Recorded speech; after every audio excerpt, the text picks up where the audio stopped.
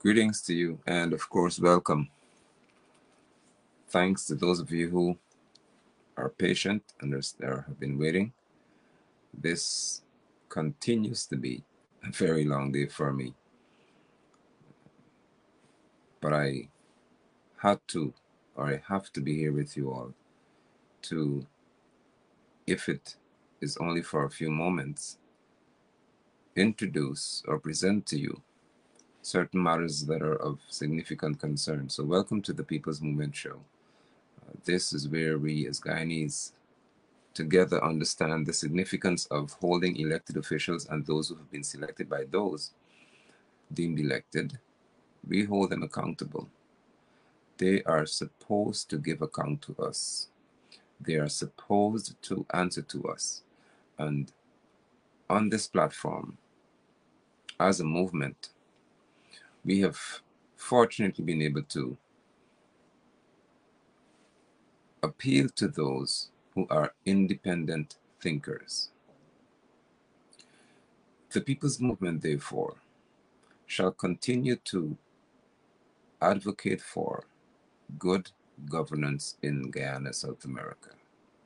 We're going to continue to highlight the ills of those who have now become bedfellows with neocolonialists and those who are certainly destructive to the well-being of this country.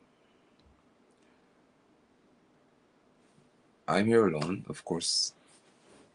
Gina, my brother, and others are not here. We should have been live much earlier, but and this may be a good place for me to inject this. The foremost responsibility that I have is to my family, to those I call my children, in my house and without the household. There's nothing else that will take preeminence over that. So if I had to go get my daughter from school, that is what is priority to me. Nothing else is priority to me. So these things that I do are not above my responsibility as a father.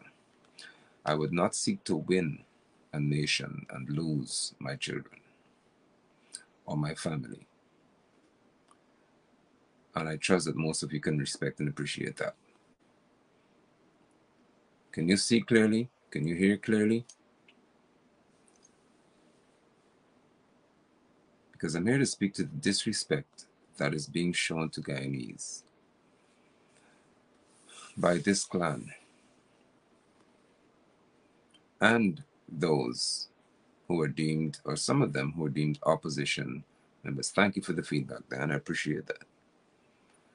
Now, as a people,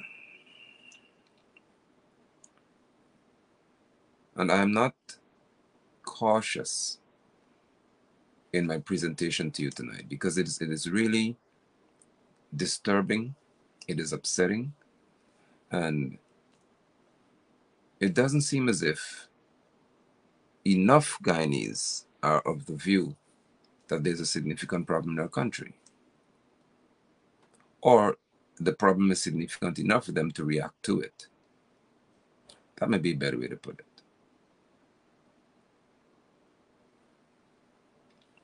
Irfaan Ali, what is called he's described as the de facto president, meaning he's not really the president. Jagdeo is the president, but Ali is just a show boy. So Jagdeo runs things, as they would say. How do you know that? Why is that plausible? Because in certain environments, Ali has nothing to say. Jagdeo meets with the press far more than Irfaan Ali does. Jagdeo deals with the oil, which is the highest income earner, revenue earner for this country. Ali has nothing to do with that. That should tell us enough. The head of state, the man who's paid to be head of state, or the second in command, who would be, or should be, Mark Phillips, neither of them has any say in reference to authorities to what happens to our oil or petroleum business. None. It falls squarely on the shoulder of Jagdeo. Even Vikram Bharat, who is the minister responsible for natural resources, is not responsible for. Is it Vikram Bharat or Deodat Indar? I think it's Vikram Bharat. But the minister responsible for natural resources has no power in reference to the oil and gas industry. Jagdeo. That should tell you everything that you need to know about what is happening in this country in that regard. But Irfan Ali, who's paid to be this president, said that he speaks of this term inclusion, and there are a few matters I want to address. But let me present this one first. Ali speaks to inclusion and inclusiveness, and he speaks of this one Guyana, which is what I call filth. Why is it filth? Because it's filth because it's not being displayed in a manner that speaks to what our motto is. We have a motto already: one people, one nation, one destiny. Gail Teixeira tried to say that it's a philosophy that Ali has. Philosophy about what? So those of you who do not reside in London, there's what we call the Mackenzie Sports Club ground. It was a ground that's renowned. In reference to the Caribbean, it produced some of the greatest, most intense levels of competition. You had Inter-Guyana games here. You had Geistag games here. You had national championships were held here. Many, many international football games, as they would say in the US, soccer games are played here. Even cricket used to be played at the sports club. It's known. They produce some. I played there. Many sports are played there. We have swimming pools and so on, basketball, and the likes. Yesterday, I think it was yesterday, Charles Ramson. Actually, I just saw a live video shared by someone. And to my surprise, well, not my surprise, but to my dismay and anger and displeasure, there was Charles Ramson, a man who's paid to be the minister responsible for sport, youth, and culture in Linden.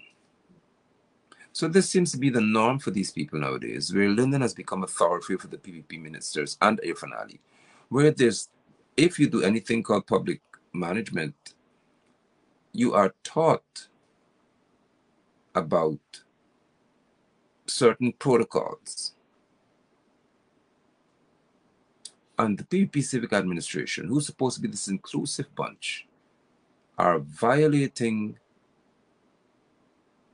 in a very intense manner edicts, protocols, and principles regarding how a country should be governed. It is expected that if you have a central officer from the administration who's coming into a local environment, there's something called local government in this country. So how can you have local government, but Charles Ramson from the central government could walk into this town and just walk around, visit places, and nobody from the local government is with him? There's no regional chairman. There's no mayor. There was no deputy mayor. There were no councillors, as far as I'm aware, who represent the opposition or even the town and the region. So we've got some wild animals, it seems, who just believe that they can just violate and disrespect that which is proper and that which is deemed protocol, which is an expected or determined behavior. I'd appreciate if you can share the broadcast, and if you hear me clearly, please indicate. But I wanted to raise this to make the public aware of what is happening in Region 10. Now, in Region 6, you do not see that. You normally see when Jagdeo is going, and he goes there very often, the mayor is aware, the regional chairman is normally with him, councillors are there, but it seems as if Linden, according to what they are saying, because of the opposition regarding the sports club, Mackenzie Sports Club, they don't have to pay that level of respect. We don't deserve that level of respect.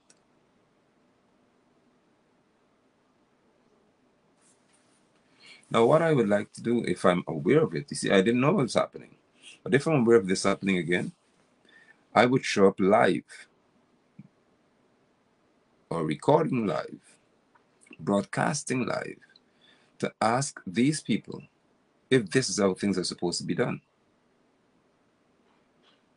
and if this is how they intend to function in this community. And I shall stage, as you know I will do, if it's just a one-man protest. But I'll object to it because it's disrespectful.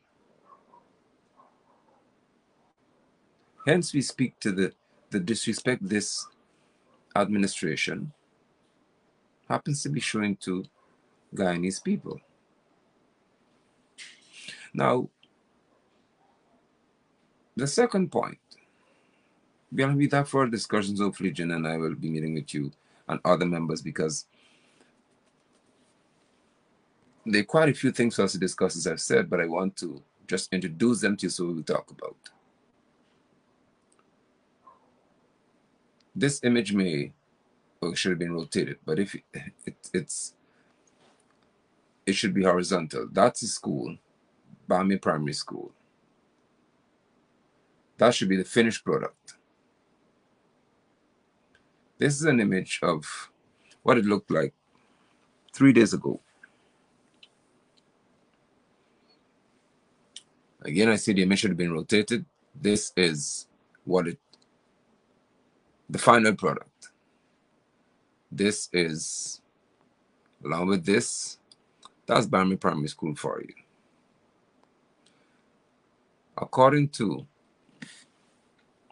Newsroom, the construction of the Emilius Ward Bami Primary School in Linden, Region 10, this is from October when I did a broadcast now, is on schedule and will house some 800 students in the community.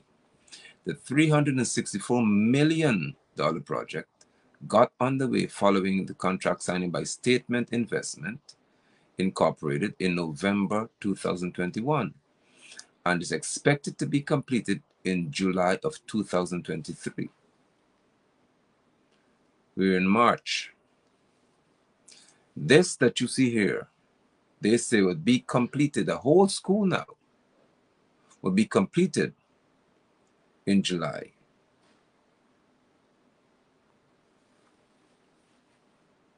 How many of you on this broadcast, whether you support the PPP or what, I don't care, how many of you believe that we are in March, April, May, June, July?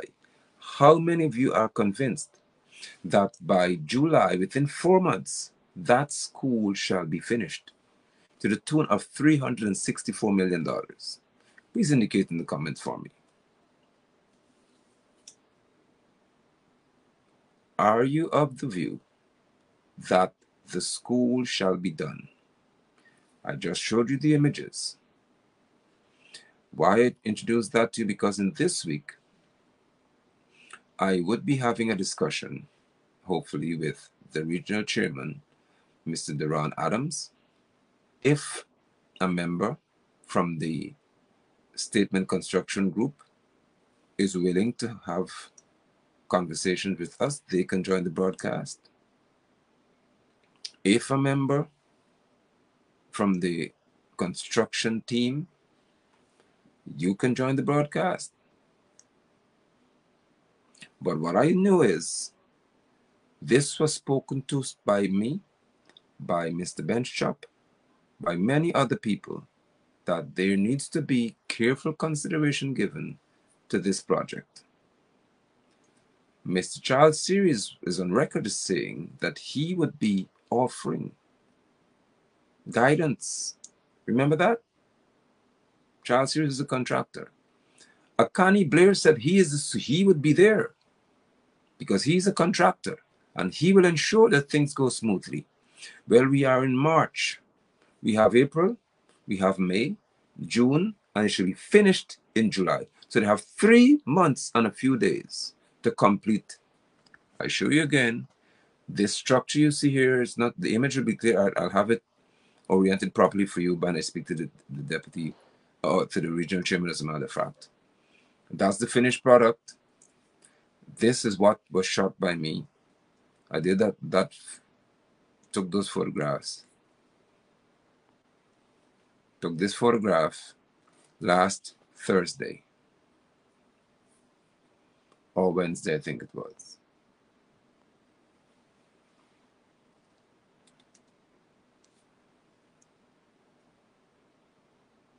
When I got there, it was a Connie player who was sitting on the shed and one other young man. No one else. There was nothing being done on the construction site. Absolutely nothing. There was no worker. There was no machinery. Nothing being done.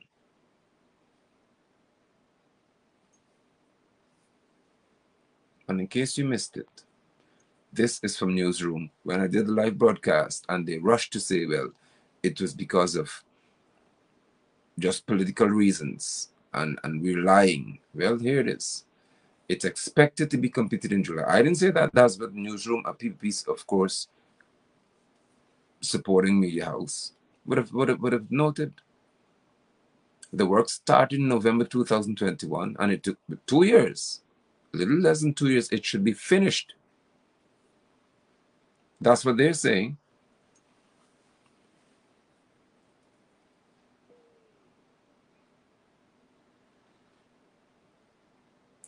I would love to see how this is going to play out. So do look forward to that broadcast. Duran Adams, who is the regional chairman for Region 10, has been asked by me to speak on this platform because he is supposed to speak to the people. And we are the people. And we have got concerned because our money being spent. It's our tax-paying dollars being spent for this. Is this not a PPP gift?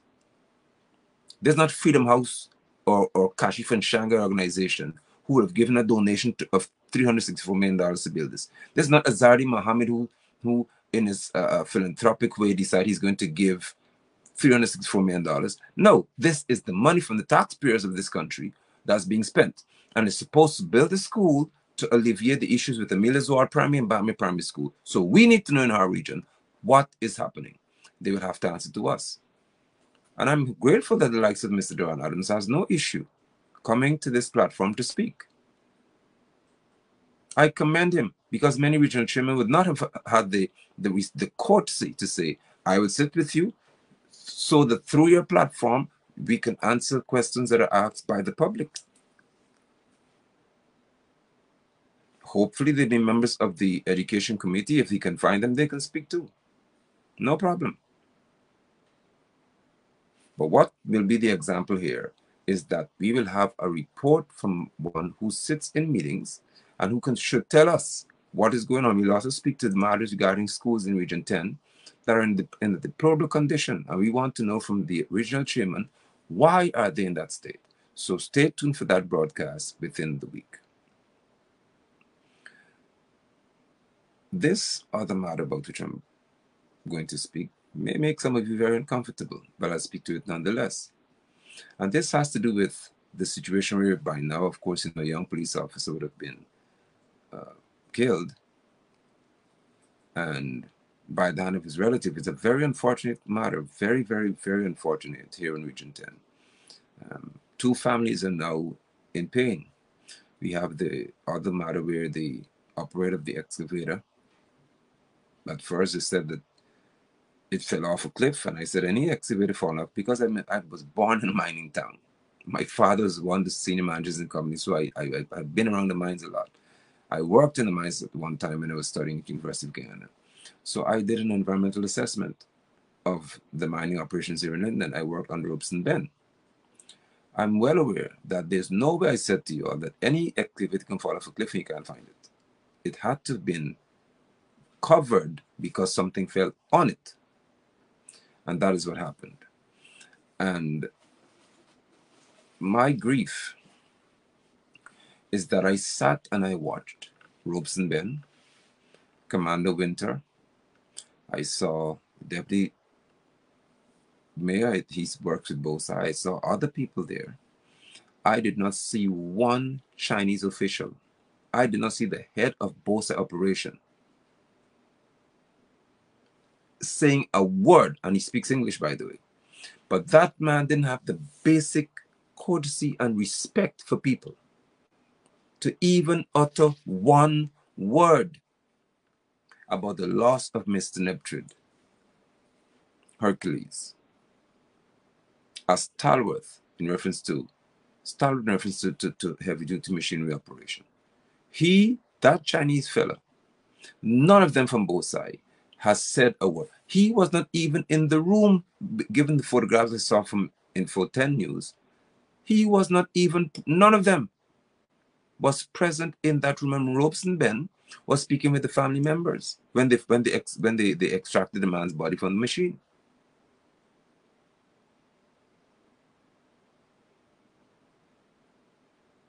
Now, how do you have an operation of this nature? And the head for that company, now correct me if you saw him, I didn't see them. So maybe the camera angles didn't catch the Chinese fellas, but I didn't see them. And for the 3 days or so that he was missing, I didn't see them. A man who worked there for 42 years exactly. He worked with the bauxite company, not Bosa necessarily, but he was there. I said he is known to be one of the men who speaks highly or spoken highly of. He defends the cause of workers. He's not afraid to defend the rights of workers and so on. And these Chinese people, now if you were there, I apologize, but I didn't see you.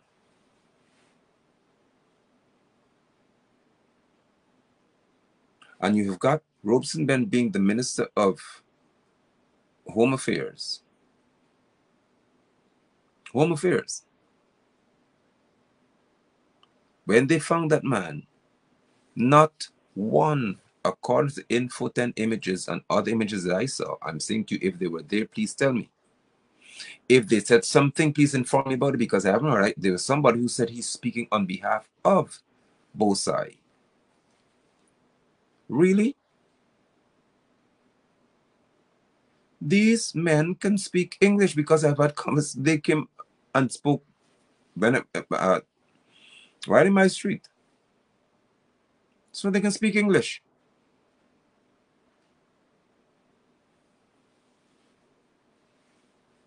But I want to show you the level of disrespect that is now becoming normal in Guyana.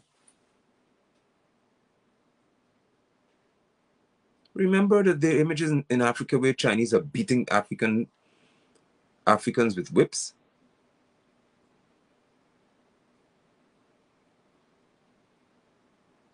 This is not unusual. It is unacceptable. And I shall not be quiet about it.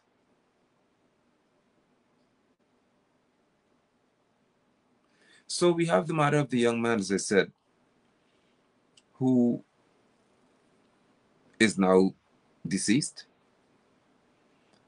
Officer Semple, and his cousin, McCrae, is, according to the news report, going to be charged for his death.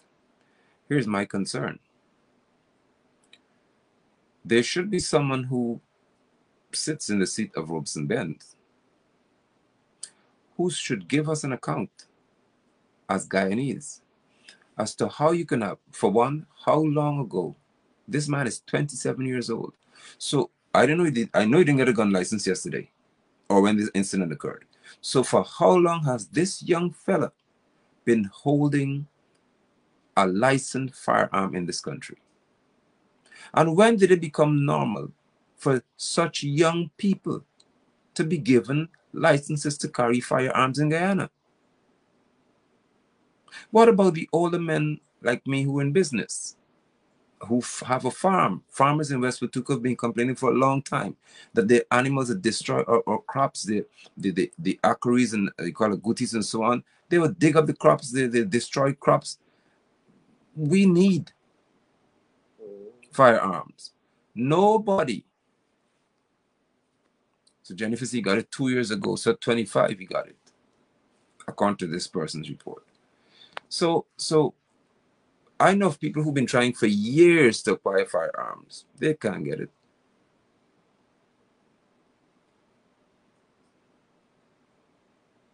I need you to tell me. Again, I ask you a question because this is just an introduction to what a week would look like. Tell me, please, because I will try to have Mr. Paulslow on the broadcast to talk about this. Is this normal to you? For a 25-year-old, according to Janice Booker, for a 25-year-old person to be possessing a firearm license in Guyana, but a 48-year-old businessman and farmers cannot receive the same thing. We go through hell to get it. And I'm aware, as I said earlier, about a ring happening in this country by if you pay $1.5 million, I was told I can get a gun license. I'm not paying $1 for it. I'm not paying $1.5 million to anybody to get a gun license. It is my right to bear arms if I have the need to do so. But let me see in your comment, in the comments, whether you feel that it's acceptable for a 25-year-old man, according to this report, to be possessing a gun license, a weapon, a lethal weapon. So what gives certain people's children and certain families in Region 10 and across Guyana the right to have weapons, and other families don't get them?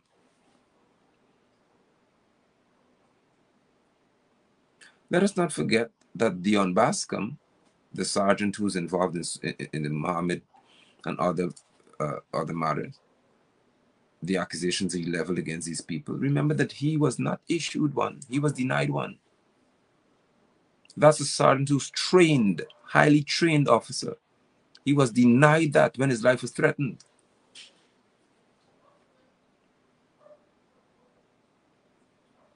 My question to us on this platform is, how many more of the PPP supporters' children in Linden have got weapons?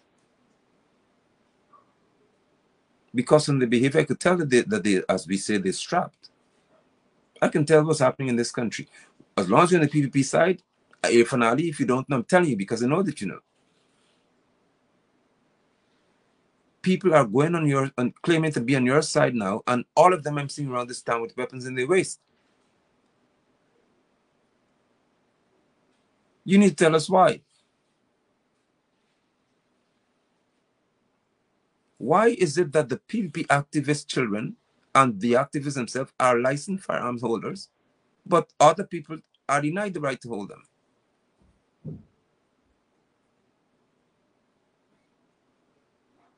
This is an important matter that I'm raising with you because it's one that is of significant interest to the Guyanese population. As I said, I'll try to have Mr. Paulslow on the broadcast for us to talk about this.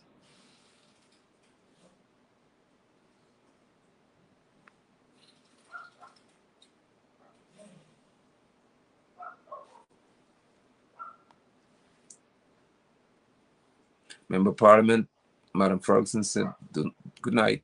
Don't forget the young barber who had a gun license, correct? Then turned it on his girlfriend who was working in the Attorney General's office and on himself. I do not forget that. Thank you, ma'am.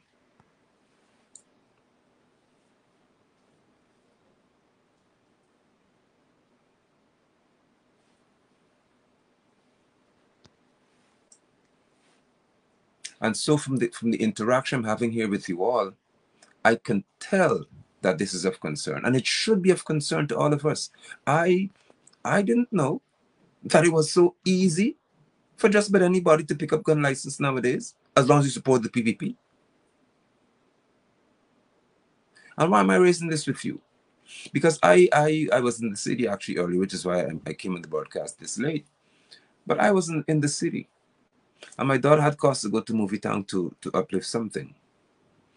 I showed them, and the young man was with me, I consider him to be a son of mine, the way we interact with each other. But I showed them, I said, look at the high-powered rifles that Sheriff Security has guarding Movie Town. They have assault rifles. And the crowds are walking around there, and they're young men with assault rifles in their hands guarding Movie Town area. Watch this. I said, look over there. There's a khaki-clad police officer with two junior ranks, a corporal and another one standing beside him. They have nothing. Maybe, of course, the inspector would have a pistol. But Sheriff Security, the Guyana Police Force members have no weapons. But Sheriff Security had four Three I saw, and maybe others around the building. I was the front where the Cosmos and the train was, and so on. I saw 3 men with high-powered assault rifles working for Sheriff Security. So what does that tell you all?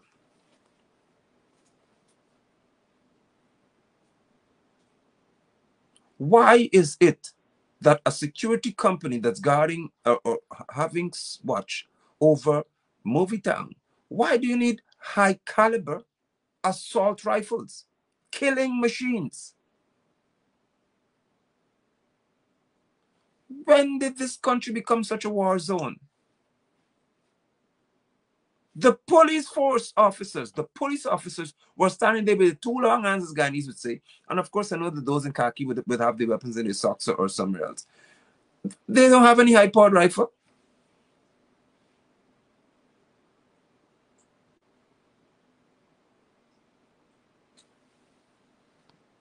So let's have the conversation now, as we would have with Mr. Paul Slow. I don't know if I can get his friend Mr. Conway on as well, because we need to have this conversation. If I can get Mr. Nigel Hughes and Alan Nandlal, you'll come in the conversation too, because we need to hear from you, the legal minds. How is this okay in this country? Robeson wouldn't come to talk to me. I'd be shocked if he does, but I hope he can. Because as the people's movement, we need to understand what's happening in this country. Why must Sheriff Security be so well equipped with assault rifles? Do y'all have a war plan or something in this country?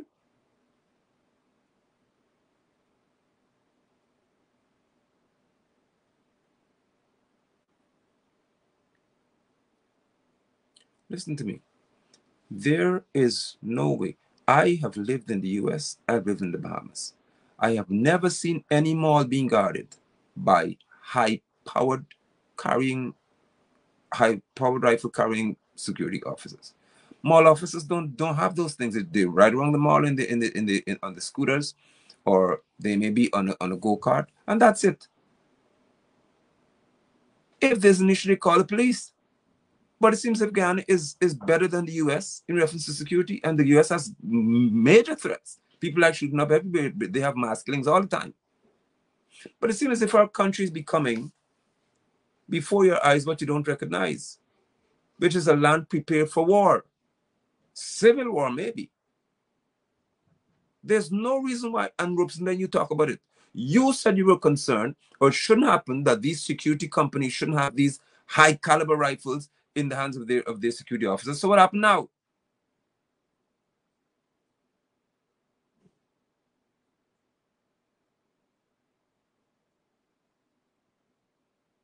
This country has got a police force that is parallel to the Guyana police force and better armed than the Guyana police force. I hope you heard what I said to you. This country, Guyana, at this moment, has got another police force that I talked about before. Another force that is parallel to the Guyana police force, but far more equipped than the Guyana police force in reference to modernized weaponry.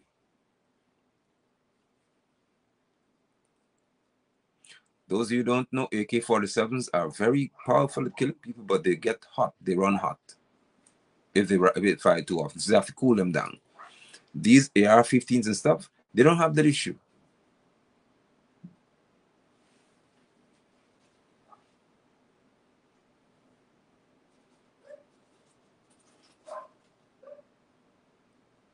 So we need to know as Guyanese why this is happening in our country. What accounts for this? The next discussion we have, and this one is going to raise hell in this country, I'm sure. It is with this group. Let me find it.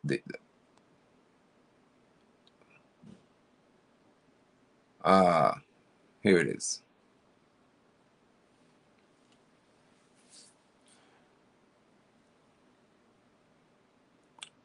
So the group spoke to distasteful comments that were made by Rhonda Lane. This group, you see Natasha Singh Lewis, the mayor, Hugh Bradley Ryan, the mayor of Georgetown. We have Ganesh Mahipal, and Region 4's, I found out he's the regional chairman. We'll talk about this. And this is in reference to Kuma Ugunsi and Rhonda Lane. They comment. We wish to condemn, they're saying, we wish to condemn the speaker's remarks where it referred to East Indians coming from the slums of India and living in the plural places like pipes. These remarks further insinuated, no, an insinuation is an actual statement. It is what they say they gather from the statement. These remarks insinuated that the alleged conditions under which the East Indians lived in India made them undeserving of lands in Guyana. So that's the image on your screen. And I read it for you what they said. All right? So the discussion on that matter would be highly sensitive, and I am well aware of it. But there needs to be a discussion on these matters. It seems as if Natasha Singh Lewis, because her image is there, Hugh Bradley Ryan, Ganesh Mahipal, and the regional chairman, I don't know his name, I can't remember his name. It seems as if you intend to rewrite what I was taught in history. Now, this will be brief because I have a whole class on this with y'all. If you are of East Indian descent, as you are, it doesn't give you the right in your public office to seek to rewrite what is historically factual because you feel offended by a statement. It doesn't work like that. The history books have taught me, the history of the world, including Britannica and so many other places have taught me, including Indian historians, that the people who were indentured servants were the lowest class in society. Why? Because nobody captured them and sold them as would have been done to the Africans, and actually some were Hebrews among them. So let me just get this clear to you all. They were and still are labeled by references of international repute, poor and destitute people. Your foreparents were not well off. There was no prince from India, as it would have been in Africa, who was captured. There's no queen. There's no tribe leader. There was no highly or no affluent businessman, as would have been the African and the Hebrew, because among the Africans were people called Hebrews, and they were also captured and sold into slavery.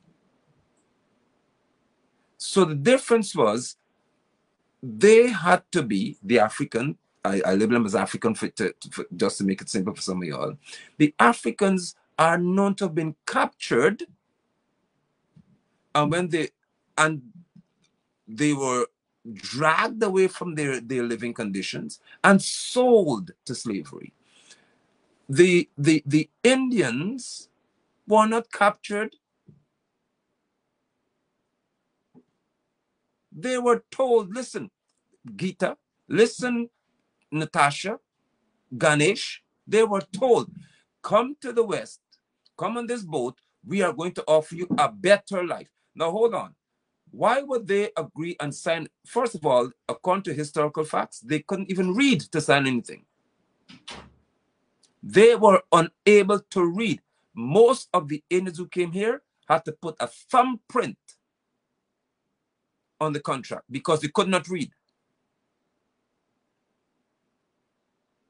The Africans never had to go through that. Now, how can you be offended by the remark, based on what I'm saying, what was reported to me.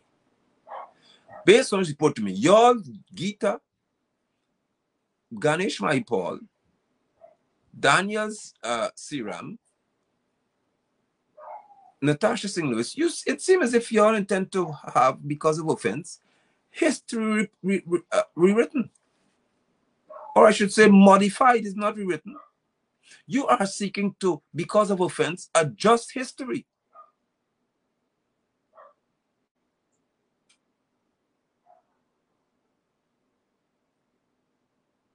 When the Africans came here, when the Africans were made slaves, the Indians came as what was called indentured servants to replace the workforce that was lost through the Africans leaving and say, we don't want to work for you all anymore.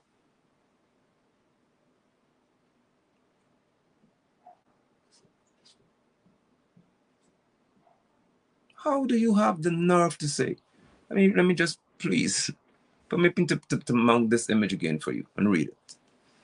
They spoke to the derogatory and distasteful statements were made by a member of the Working People's Alliance, Rhonda Lane, at a recent political engagement in Buxton, East Coast, Demerara. We wish to condemn the four faces I see here. We wish to condemn the speaker's remarks when it referred to, or where it referred to, East Indians coming from the slums of India and living in deprived places like Pipes. So where did they live? Where did they come from? Where did they come from, Ganesh Mahipal? And under what conditions did they live, Ganesh Mahipal? So you're telling me, as a Guyanese, sir, that, and you Braj and all y'all, well, I don't expect to be historians, I can excuse your ignorance. But the others, y'all are telling me that the British would have gone to you, and the Portuguese would have gone to you and said, listen here, we're going to offer you a better life. So you're living in a palace now. Let me get this straight. You are considered middle caste or upper caste. And the Europeans went to y'all and said, listen, we're going to offer you a better life. We pay you about a shilling or so less a day or a week. Come and work for us in the West Indies. And you jump on a boat, running away from your mansions and from your affluent lifestyle. That's what you're saying to me, your foreparents did. Are you suggesting to us that your foreparents were told, come please, let me offer you a better life, and they got on a boat, leaving their luxurious lifestyle? That you're telling us that we should accept? Well, I'm telling you, there was not the CSEC curriculum does not subscribe to the foolishness you're saying.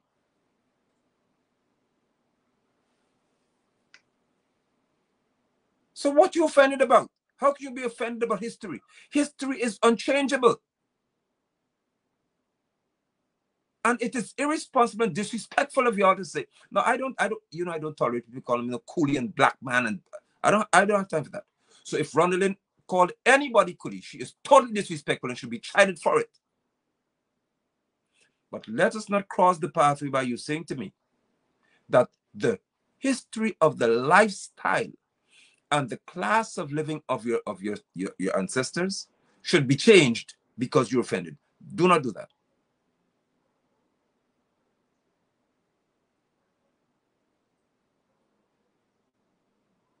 We'll have further discussions in this, because Brother Jinnah's grandfather actually came from India, and he shared with him his life before he came to Guyana.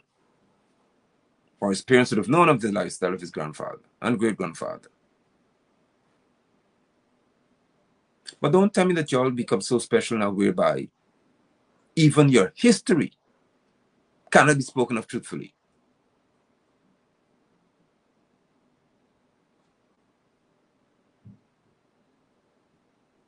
It is known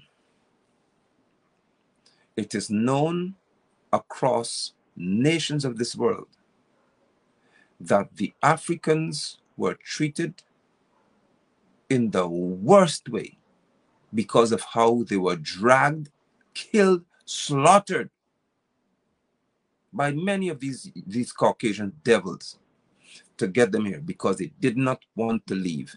Many of them were living very, very luxurious lives. But because their tribes were attacked and they lost battles, they were captured and sold into slavery.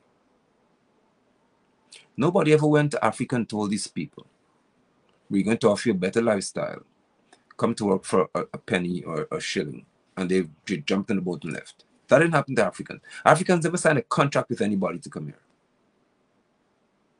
And I say again, for the sake of reiterating and further reinforcing the asininity of your argument, are you telling me that your ancestors were so well off that when the Europeans went to them to say, listen, we're going to pay you a little something to leave where you are and come to live a better life on a sugar plantation, they got on the boat because they preferred to work in a sugarcane field rather than to lead their luxurious lifestyle? Is that what your argument is supposed to sound like? Doesn't it sound stupid to you?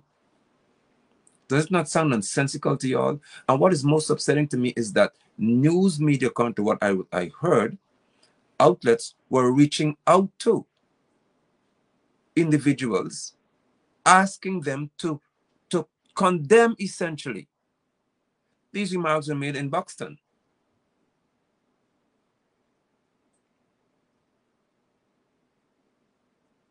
Now, why have an issue with that?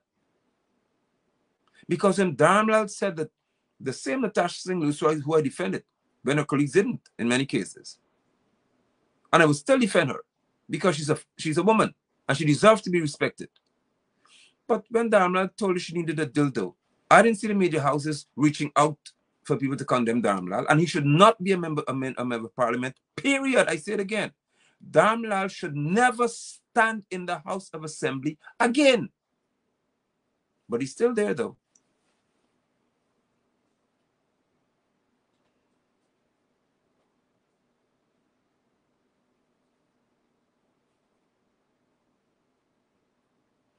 Natasha Singh Lewis, Daniel, Ubrad Narayan, Ganesh Mahipal, Geeta Chandan, let me make it clear to you all, and anyone else. I always say to you, and I will always say to you as of this moment, history is unchangeable. You cannot change history. You can deny it, but you cannot change it. You can seek to obfuscate, which is to shade it and hide it from people, but you cannot change what you cannot deny you cannot change what it is. You cannot erase it. It will always be history. And finally, if you don't know, history doesn't lie. As upset as you want to be, history doesn't lie. So your argument is that Rhonda Lane insinuated, she didn't say that. You're saying that it was insinuated that Indians do not deserve land. Now, come on.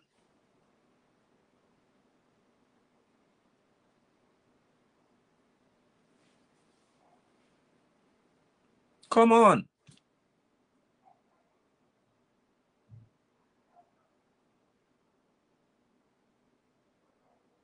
Let's discuss this in the most honest way.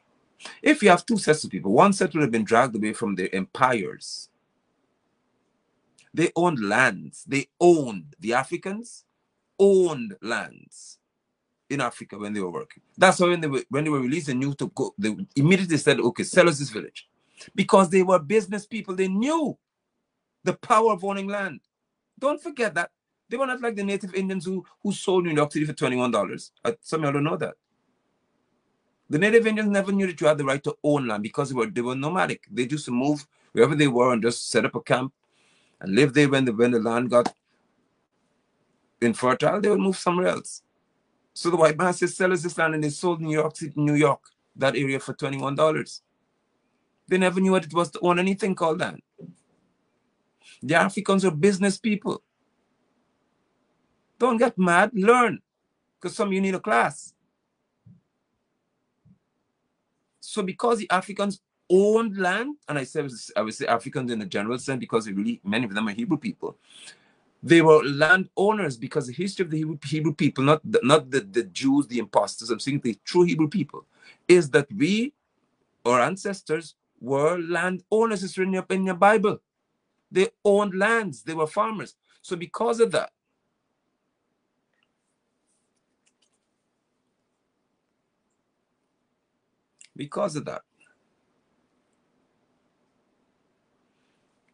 when the slaves, as they were called, when the Africans were released and they were working, they pooled their resources and they purchased land, because that is what they knew. They knew the value of owning land. Here's my question for you, Gita, Ulbraj Narayan, Ganesh Maipal, Natasha Singh Lewis. You all be honest, please. In reference to numbers, I'll ask this platform as well, and we'll discuss this. I'll leave you now. In reference to numbers of villages, can you, at any point in time, say that the Africans, they were not, I don't call them the slaves, the Africans who were made slaves, when they were freed, according to the freedom concept, when they were released, it should be put. Can you say whether they bought more land than the indentured servants? Tell the truth. Who, according to history in this country, bought more villages? The Africans or the Indians? Don't be uncomfortable in answering, just tell the truth. Because history is factual, it's truth. History doesn't change. Most villages in this country were purchased by Africans, not Indians. Up until recently, Indians were buying land from Africans who owned villages. That makes you uncomfortable? Because in India, they never owned any land. The Shukras never owned any land. They were poor. They were heavily impoverished. They were Dalits. They were untouchables.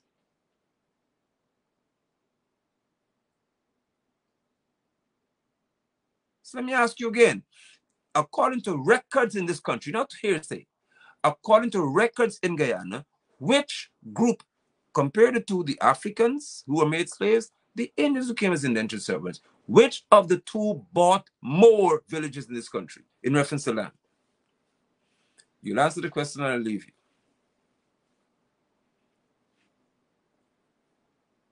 And I would love for my Paul wouldn't come on my program either. These guys don't. I'd be shocked if they do. They won't come in to discuss these things with us.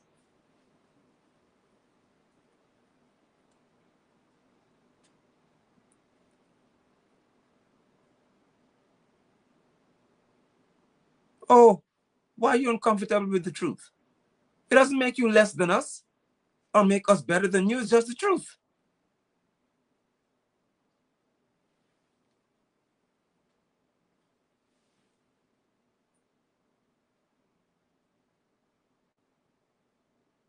It is just the truth.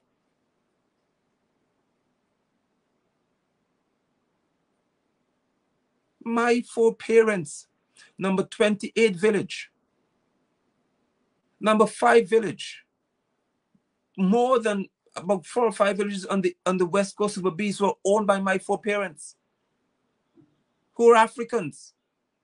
They purchased villages. So I'm not one who's talking from here to here.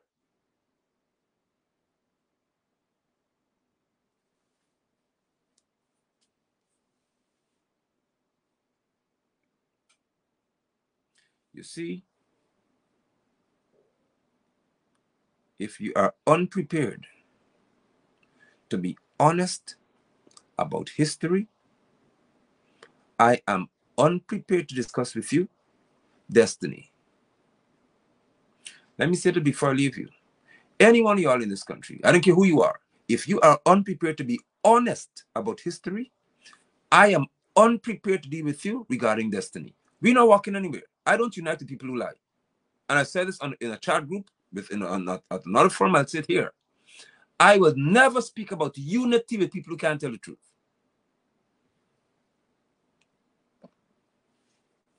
That's a good place to tell you goodbye. And rest well until we meet again. This will be a very hot week. And I don't mind having uncomfortable conversations.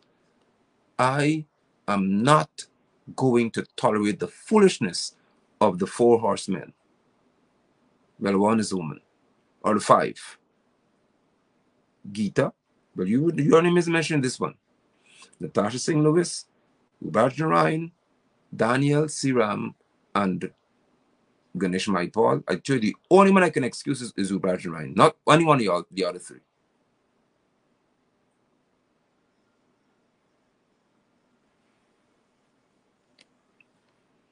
You're not coming to me with this foolishness. Your ancestors were the poorest of the poor. They owned nothing called land in India because the Dalits were workers. They were not owners. They didn't own any land. And if you are offended by what history says the truth, then you are not of the truth. You are dishonest and you're disingenuous. And I don't play with that kind of people. So let me say to you again, if you are unprepared to be truthful about history, I would not deal with you in destiny. We don't go forward with lying people. With those words, I look forward eagerly to a very interesting week. I look forward eagerly to engaging you all. This week, it will be a very, very intense week of discussions. I will try for our broadcast to begin at 7 p.m. every evening. We try for that time, between 7 and 7:30. If it works for you, it works for me. Because you want to get in these moments, real intense, serious discussion. I don't have to skin my teeth and laugh all the time. I don't play with that. This country is going over a cliff very fast. And this kind of behavior from members of parliament, the mayor, the regional chairman, you are too lofty in your position to be so irresponsible in your comments. You are too lofty or too high in your position to be so irresponsible in your comments. I say again, I don't tolerate people calling nobody coolie and coolie. So if Ronaldin said that, she is disrespectful. But her statement about the condition under which East Indian lives is absolutely truthful. Because history books support it, and I'll show you the record when I come before you again in the week. Do well. Take care of yourselves until we meet again. If you're a saint, I bid you shalom.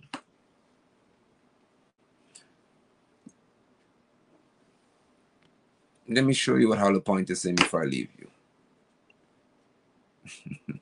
You are a tool for civil unrest. I mean, the kind of things that PPP pay you all to do, I hope they pay you actually, because I can't believe that you'd be so stupid for free. So my hope is that they pay you.